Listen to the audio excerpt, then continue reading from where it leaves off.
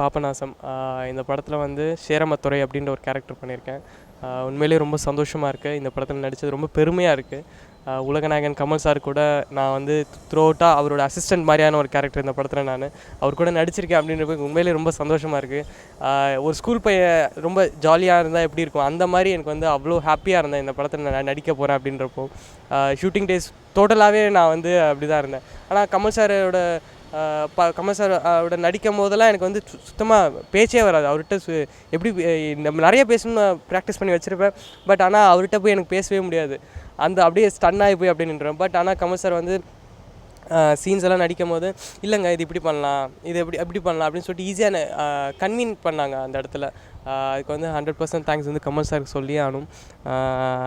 அதே மாதிரி நான் கமல் சாரோட மிகப்பெரிய ஃபேன். அவர் கூட நடிக்க இந்த வாய்ப்பு கிடச்சிருக்கு அப்படின்றப்போ எனக்கு உண்மையிலேயே ரொம்ப சந்தோஷமாக இருக்குது. இந்த வாய்ப்பு கொடுத்த எல்லோருக்கும் நான் வந்து மிகப்பெரிய தேங்க்ஸ் சொல்லிக்கிறேன். அதே மாதிரி டைரக்டர் ஜித்து ஜோசப் சார் பற்றி சொல்லி ஆகணும்.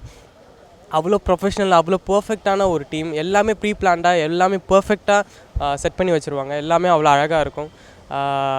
இதான் எனக்கு ஃபர்ஸ்ட் டைம் இவ்வளோ ப்ரொஃபஷனலான ஒரு டீமில் ஒர்க் பண்ணி தான் எனக்கு ஃபர்ஸ்ட் டைம். நிறைய விஷயம் கற்றுக்கிட்டேன், நிறைய விஷயம் எனக்கு புதுசாக இருந்துச்சு. அதுக்கு வந்து 100% தேங்க்ஸ் வந்து இந்த டீமில் ஒர்க் பண்ண எல்லோருக்கும் நான் வந்து தேங்க்ஸ் சொல்லி ஆகணும் கண்டிப்பாக. அதுக்கப்புறம் இந்த படத்தோட லாங்குவேஜ் பற்றி சொல்லி ஆகணும். கொஞ்சம் டஃப்பாக இருந்தது இந்த படத்தோட அந்த லாங்குவேஜ் பேசுகிறதுக்கு.